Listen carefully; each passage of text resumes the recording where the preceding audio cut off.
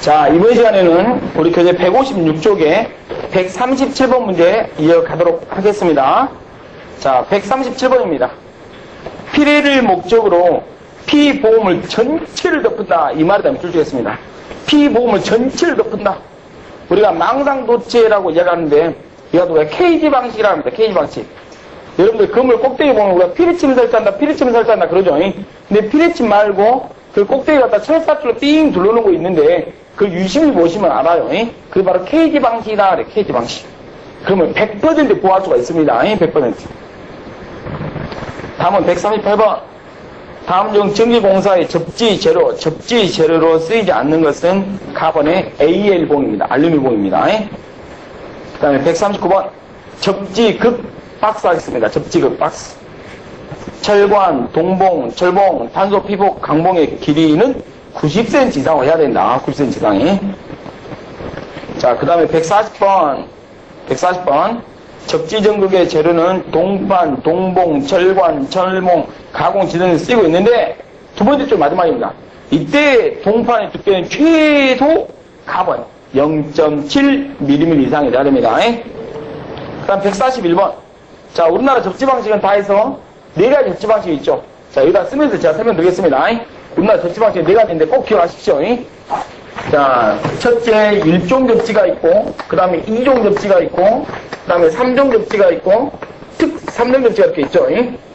그래서 1종 접지선의 굵기는 1종 접지선의 굵기는 6스퀘어를 사용되죠.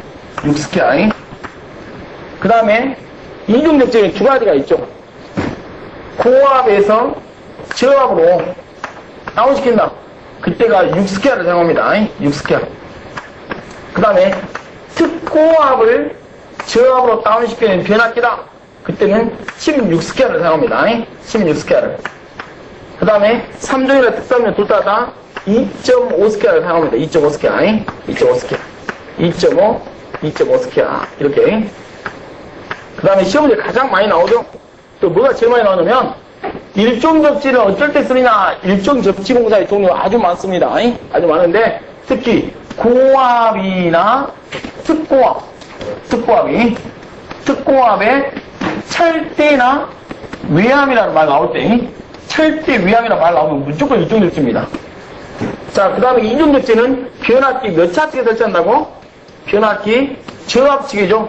저압측이라는 말은 2차측이다 이 말이죠. 2차측에 2차측에 설치한다. 2차측에. 자, 그 다음에 3종 접지는 400V 어쩐다 말했을 때 미만이라는 말을 했을 때 400V 미만의 사람은 전력이 외압이다. 그러면 3종 접지합니다. 그 다음 마지막에 특3종은 400V 이상의 사용하는 뭐다 이러면 무조건 특3종 접지를 하면 되겠습니다. 자, 그래서 접지공사의 종류하고 접지 사용 장소의 구별이었습니다. 그래서 141번에 1종 접지라 해서 정답은 나번에 6스퀘어 정답이고 142번에 3종 특3종이니까 2.5, 2.5가 정답이 되었습니다. 자, 다음 143번. 접지저감제 구비조건 중에서 틀린 건 뭐냐? 접지저감제 구비조건 중에서. 가번에 지속성이 없었나요? 아니라 지속성이 당연히 있어야 되겠죠. 1번이 틀렸습니다. 그 다음에 144번. 접지선을 접속관에 접속할 때 사용하는 배선 재료가 어스클립이죠. 어스클립. 접지 클립이다 이 말입니다. 2번이 답이죠. 그 다음에 145번. 접지공사 시 접지 저항을 감소시키기 위하여 사용된 저감제가 뭐냐? 저감제가. 그러면 카본의 100필을 이용합니다. 100필. 그 다음에 146번. 지선이 있죠. 지선이. 전주가 쓰러지 말으라고 설치한 지선의 종류는 이번에 아연이 도움된 철선을 사용한다 하는 겁니다. 그 다음 147번.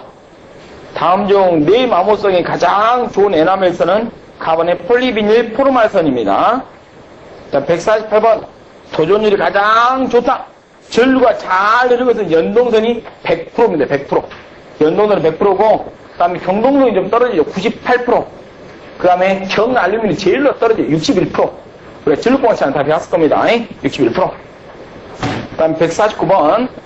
액체 절연제의 구비 조건과 거리가 먼 것은 카본의 열 팽창계 수가 적어야 된다. 그 다음 150번. 저항률이 가장 큰 것은 가번의 납입니다. 납이. 그 다음 151번. 전기 기기의 자심 재료 구비조건. 구비조건이 아닌 것은 1번입니다. 그 다음에 152번. 자성 재료 구비조건에 해당되지 않는 것은 4번의 저항률이 작을 것, 이겁니다. 그 다음에 153번. 도전재료에서 구비할 조건. 1번에 도전율이 클 것. 그 말은 전류가 잘 흘러야 된다. 그런 말입니다. 자, 다음 154번입니다. 금속 재료 중 용융점이 가장 높은 것은 4번의 텅스텐입니다. 텅스텐. 라번 텅스텐입니다. 텅스텐. 그 다음에 155번입니다. 155번. 회전기 정류 및 슬립링과 브레이크 사이의 관계와 같이 슬립 접촉으로 전류가 흐르게 되는데 꼭 필요한 성질이 아닌 것은 2번에 마멸이 커야 된다. 이런 말은 안 된다. 이 말입니다. 마멸 크면 안 된다.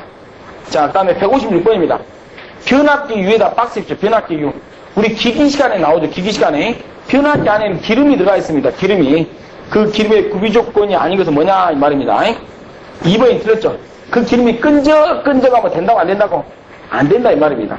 점성이 적을 것. 그런 말입니다. 그 다음에 인화점이 높다. 그 말은 쉽게 불이 붙으면 된다. 안 된다? 안 된다.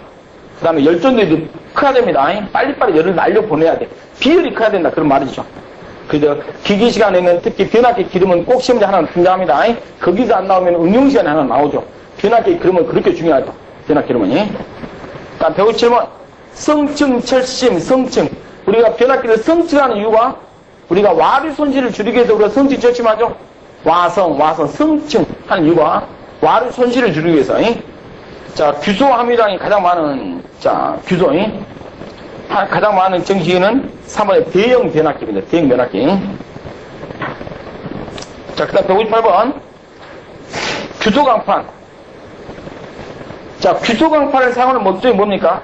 히스테리손을 줄이기 위해서 우리가 규소강판을 사용하죠. 그래서 철손 안에는 두 가지 손실이 있어요. 여기다 정리 한번 한다면, 여기다 생각할까? 철손 안에는 두 가지 손실이 있죠.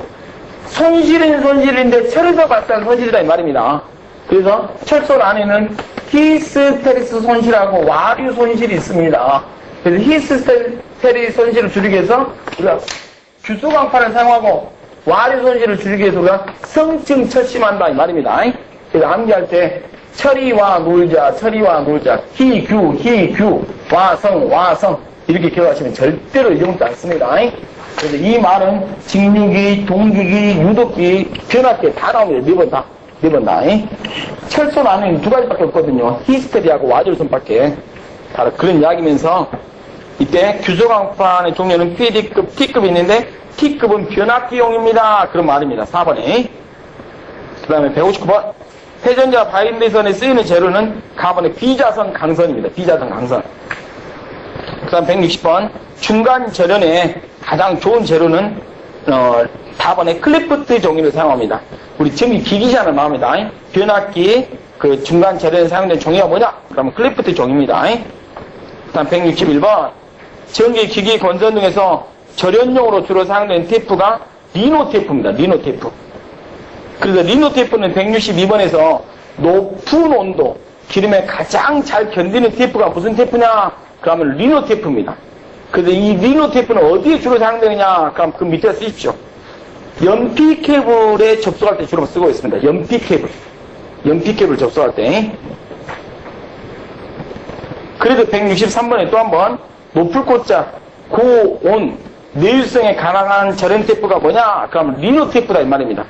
근데 리노 테이프도 시험에 나오지만 또 하나가 가번에 밑줄 치십시오. 자기 융착 테이프가 있습니다. 자기 융착 테이프는 일반 테이프와 틀리요. 딱 잡고 있죠. 잡고 쭉, 두배 늘려, 잡고 쭉 늘려. 그래갖고 칭칭칭 이렇게 감습니다. 그래서 자기 융착 테이프 밑에다가 쓰십시오. 2배 정도 늘려서 감는다. 2배 정도 늘려서 감는다. 그러면 자기 융착 테이프는 어디에 주로 사용됩니까? 그러면 그 옆에다 쓰십시오. 클로로플랜 외장 케이블에 접속할 때 씁니다. 클로로플랜 외장 케이블을 접속을 한다. 그러면 자기 융착 테이프를 쓰고, 그 다음에 연피 케이블을 접속한다. 그때는 리노 테이프를 쓰는 겁니다. 그래서 테이프 종류 이 두 가지가 시험 문제 그렇게 출제됩니다. 자, 그래서 여기까지가 공사 재료였습니다. 공사 재료. 그래서 우리 전기 산업기사보다는 전기 기사에 많이 나온다 제가 이야기를 했습니다. 그리고 여러분들이 전기 공사기사나 공사 산업기사를 보는데 우리가 총 5개 과목을 지금 봅니다. 그 중에 첫 번째 1번 과목이 뭐냐면 전기 응용 및 공사 제로입니다. 그래서 이 5개 과목 중에서 여러분들이 시험 점수 맞기 제일 좋은 것이 바로 전기 응용 및 공사 제로입니다. 그러니까 여러분들이 첫 번째 1과목부터 잘 풀어지면 그 다음에 두 번째는 기술기능이 공부하기 쉬워요. 그러니까 두 번째 시험지 여러분 딱 받아들면 5과목이 다 주어지죠. 첫 번째는 전기 응용 문제 먼저 풀고, 두 번째는 기술기능 풀고, 세 번째는 전력과 풀고, 그 다음에 나머지 이제 기기 회로 이런 식으로 풀면은 빠른 시간에 여하튼 좋은 점수를 많이 맞으면 기분이 좋잖아요, 이렇게. 그래서 여하튼 평균 몇 점 이상 맞아 합격이라고? 60점 이상 맞아 합격입니다. 근데 60개 너무 약하고 좀 한 65개, 70개 이렇게 좀 더 여유있게 공부하시기 바랍니다. 자, 이상 우리 전기 응용 및 공사제 수업을 마치도록 하겠습니다. 자, 수고하셨습니다.